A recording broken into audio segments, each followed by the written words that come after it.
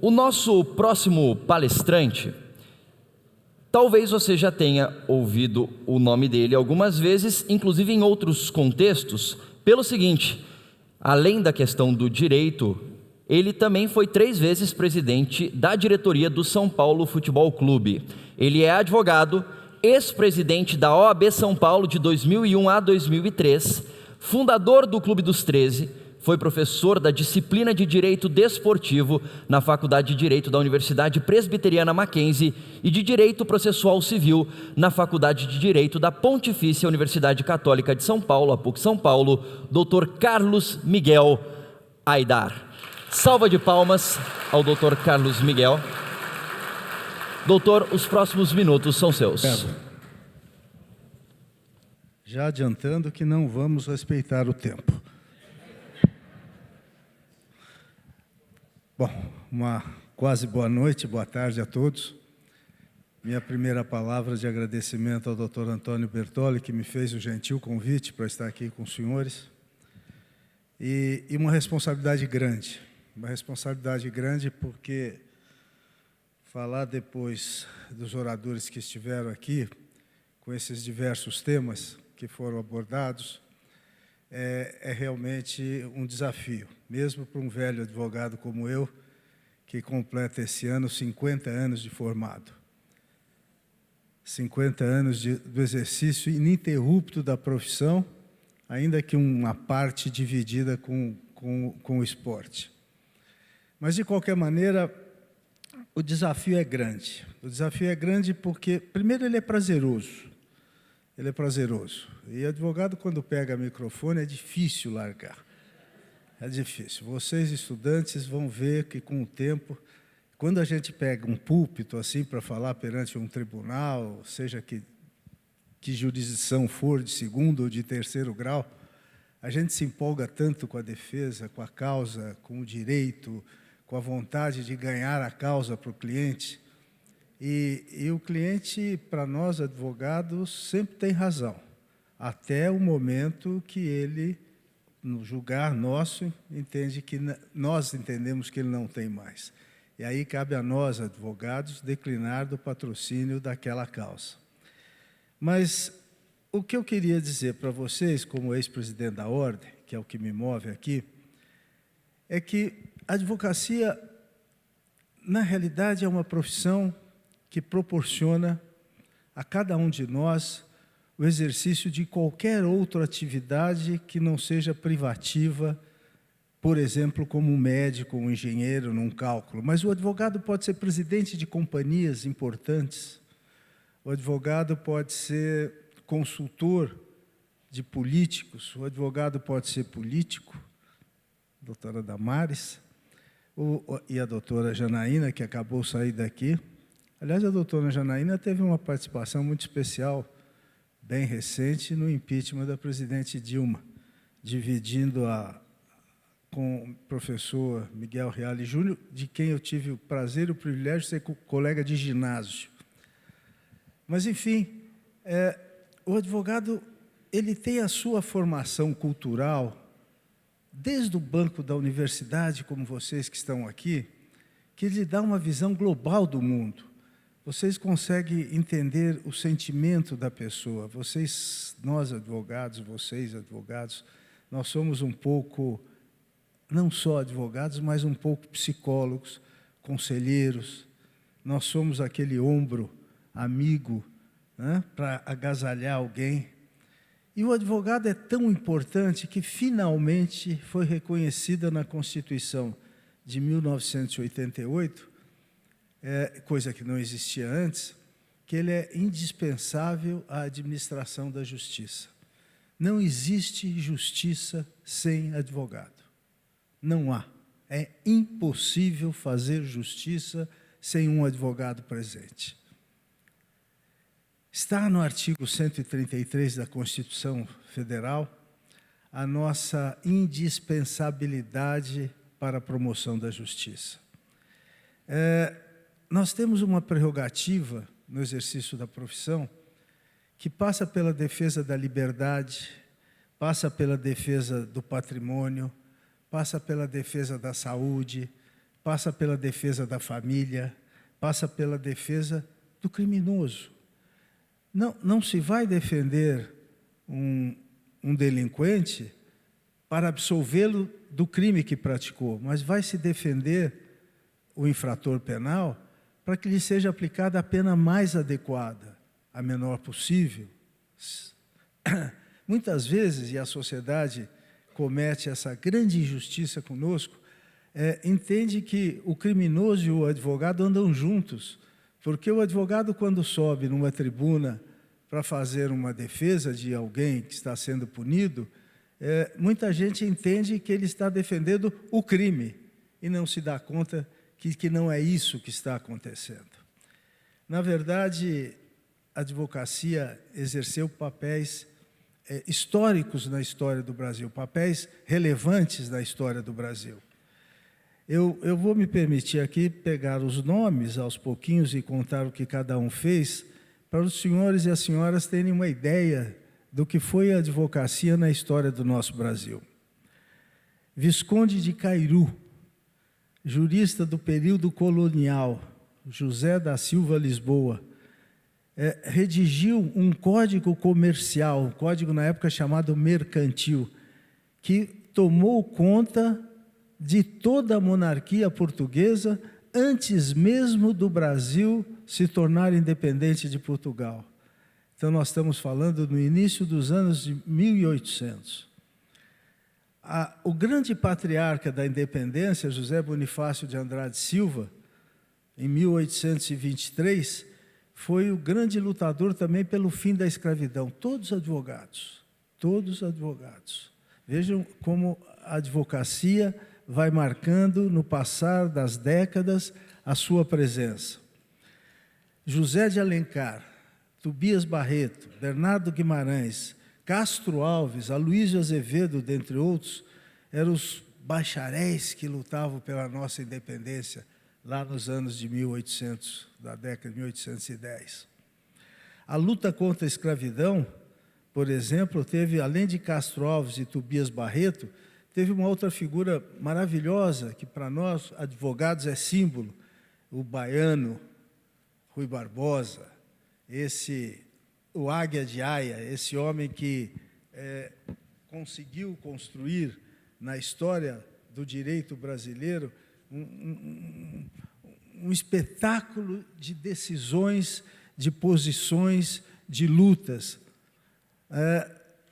Luiz Carlos Prestes foi também, Sobral Pinto foi defender Luiz Carlos Prestes na época da intentona comunista.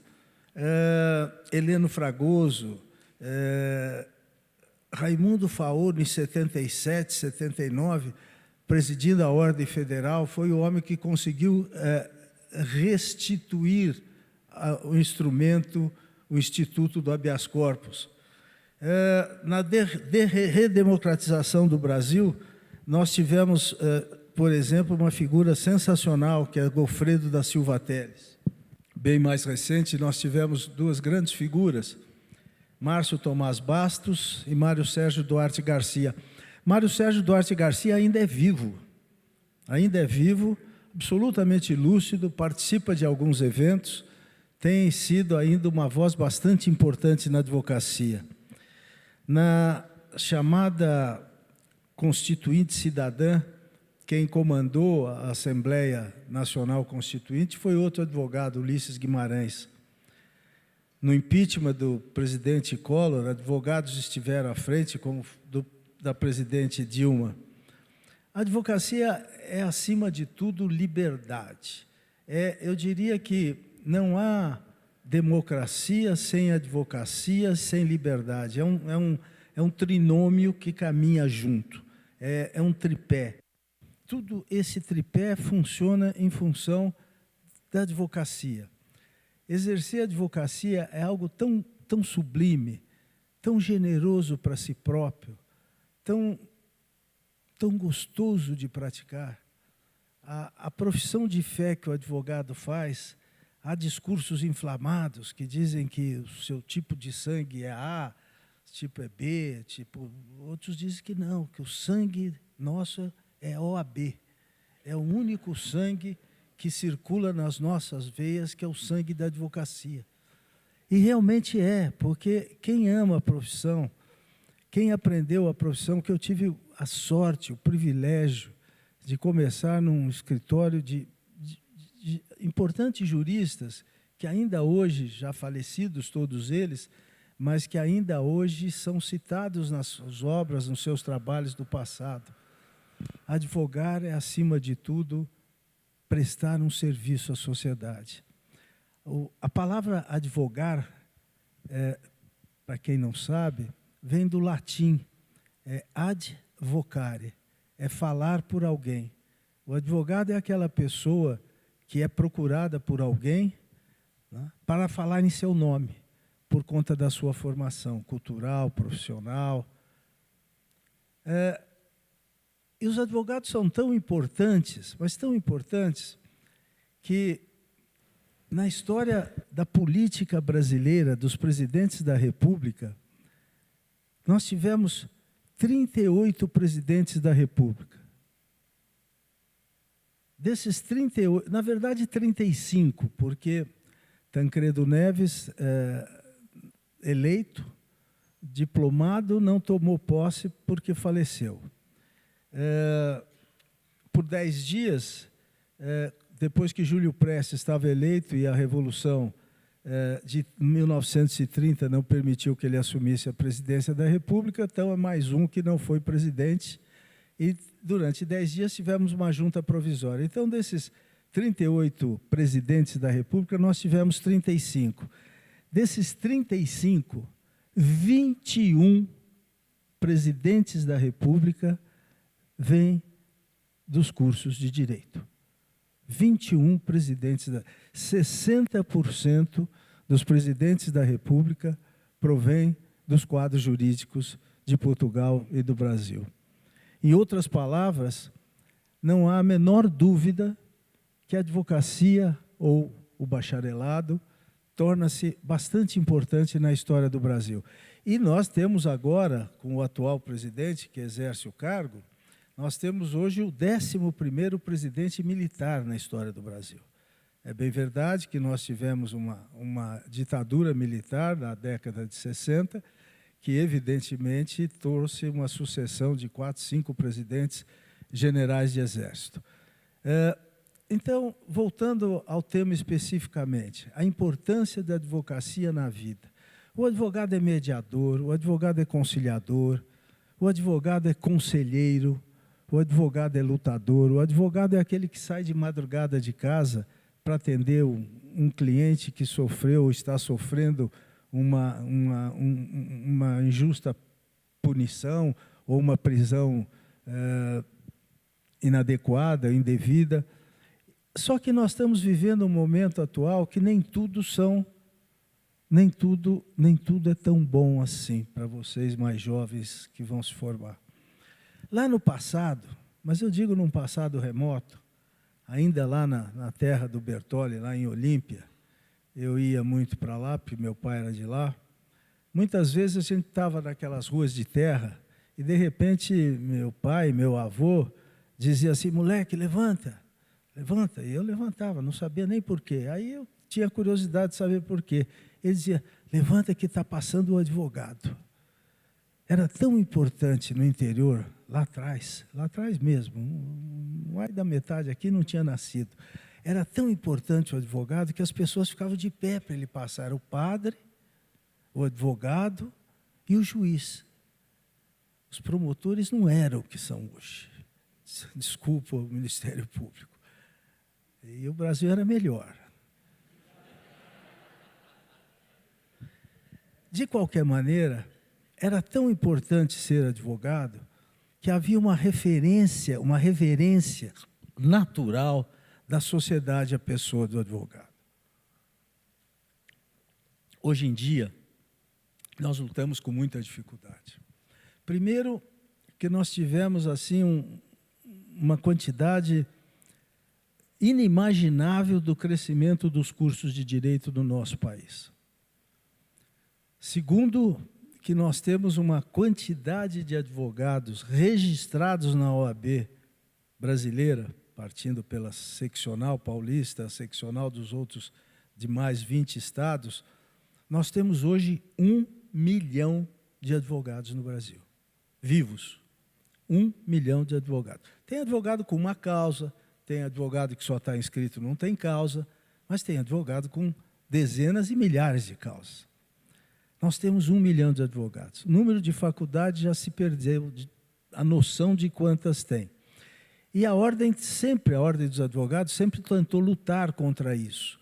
Tentou lutar no seguinte sentido, que os cursos fossem realmente apenas aqueles que oferecessem uma qualidade de ensino que deixasse o cidadão, ao dela sair, ter condição do exercício da profissão. Mas a nossa profissão incomoda. A nossa profissão incomoda. O atual presidente da República quer acabar com o exame de ordem. Ele já falou isso publicamente. O exame de ordem faz ainda da nossa profissão a única profissão que existe uma pequena avaliação ao término do curso. Nenhum outro curso tem isso. Engenharia não tem, medicina não tem, e daí para frente nenhum outro tem. Nós ainda temos o exame de ordem. É perfeito? Não, não é, claro que não. Eu mesmo, presidindo a ordem, acompanhava os exames de ordem, e quando eu pegava a prova no bastidor, enquanto o exame estava correndo, eu olhava aquelas questões e dizia, meu Deus, eu jamais passaria nesse exame de ordem. Porque você sai da faculdade pronto para fazer o exame de ordem, pronto para se subordinar àquela banca difícil, examinadora, que hoje é toda escrita, é toda informatizada, mas eu fiz parte de bancas examinadoras quando existia ainda o exame oral. E eu tenho uma passagem aqui, uma confissão para fazer para as senhoras e para os senhores, que até hoje eu carrego comigo esse peso, essa dúvida, Bertolli. Eu fazia parte de uma banca, presidia uma banca, e veio uma senhora, naquela época se podia fazer apenas 4 exames de ordem. Se não passasse no quarto, nunca mais. Essa senhora chegou muito simples, muito nervosa, precisando de nota 8 no oral. Tinha tido 2 no escrito. Isso já era um sintoma de que não estava realmente qualificada. E os meus companheiros que examinaram antes, né, foram um pouco cáusticos com ela. Eu, como não é só escorpinho, eu tenho muito sentimento. Eu fiquei com muita pena daquela senhora e comecei a conversar com ela. Falei, mas, escuta, por que a senhora vai advogar? Falei, não. Falei, então por que a senhora está fazendo aqui? Aí ela me contou uma história, eu acreditei. A história era a seguinte, ela tinha perdido o filho, vinha criando o neto entrou na faculdade de Direito, ela, para estimular o neto, resolveu fazer vestibular, entrou também, cursou, formou-se, o neto fez o exame de ordem, passou, ela queria mostrar para o neto que ela era capaz. E aí eu fiquei desesperado. Eu queria aprovar essa senhora, que não tinha a menor condição de ser aprovada, e, bom, no ano que vem, no novo encontro, eu conto como é que ficou essa história. De qualquer maneira, eu aprovei. A advocacia é isso. Só que hoje em dia está difícil advogar. Quem milita no fórum, ou nos fóruns, ou nos tribunais, a dificuldade de ser atendido, bem atendido, o mau humor do funcionário público, que se queixa da sua remuneração, com ou sem razão, não vou entrar nesse mérito, a dificuldade de se tirar um ofício, um mandado, uma guia, a dificuldade de ter acesso a um processo, a má vontade do juiz te receber. Esquece que ele faz parte dessa família do judiciário. Nas audiências públicas dentro da ordem, quando os colegas se habilitam para se candidatar a uma das vagas do 5º constitucional em qualquer um dos tribunais, a primeira pergunta que eu fazia, ou que eu fazia questão, se ninguém fizesse eu faria, era o seguinte: quando você virar juiz, você vai atender advogado no seu gabinete? Porque é impressionante como os juízes não atendem. Não atendem, não lhe dão atenção. Você quer falar... Não adianta você fazer um memorial antes da sustentação de 20 páginas, porque aquilo já está escrito na peça. O que você tem que fazer são um memorial de 1, 2 páginas, só com os pontos que você vai abordar na sustentação. Mas esse contato do vis-a-vis é muito importante. Esse contato pessoal. E na medida que você vai ficando mais velho, você vai se tornando conhecido, o acesso já não é tão restrito, mas ainda é restrito. Ainda é difícil. Eu dizia agora há pouco a alguns colegas aqui, semana passada, fazendo uma sustentação no tribunal, de um pastor da Igreja Evangélica do Reino de Deus, lá de Catanduva, fazendo uma defesa dele no Tribunal de Justiça. Extremamente interessante o julgamento. Eu perdi a causa, mas fui elogiadíssimo pelos 3 desembargadores e pelo presidente da Câmara, que me conhecia. Mas, na verdade, foram excepcionais julgadores. Pegaram o cerne da questão e decidiram adequadamente. 2 deles me receberam antes do julgamento. O outro não pôde receber. Mas isso demanda tempo. Eu me lembro quando eu fui fazer a minha primeira defesa, a primeira sustentação oral, no Supremo Tribunal Federal, que era em Brasília, que era no Rio de Janeiro, não era essa Constituição de 88, eu tremia. Era a primeira vez que eu enfrentava o Supremo Tribunal Federal, aquilo que eram aquelas figuras majestosas dos ministros, né? Nenhum deles preocupado em aparecer na mídia, não havia televisão transmitindo o julgamento. Falar nisso, o julgamento da prisão em segunda instância está 2-1 pela prisão. O Fachin acabou de votar. Hoje não. Hoje qualquer um da população conhece o nome dos ministros. Eles aparecem na televisão, eles vêm aos cursos. Se a nossa faculdade aqui convidá-los, eles vêm, mas vão cobrar. Não existia isso no passado. Gente, o importante é o seguinte: a advocacia é tão importante, mas tão importante, que se Caim, quando matou Abel, tivesse advogado, estaria ainda no paraíso. Obrigado.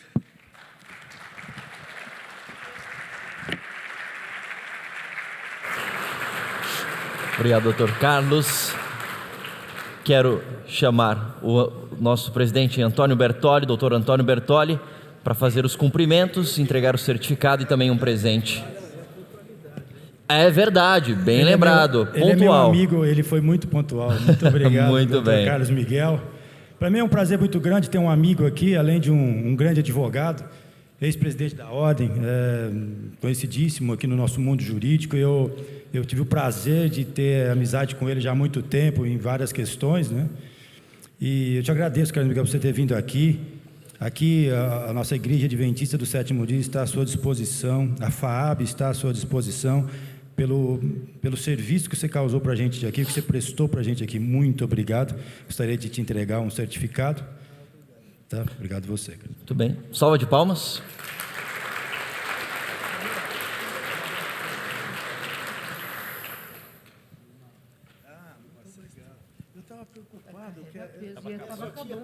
Só tinha mais um. Eu estava preocupado se ia ter. Não, mas teve.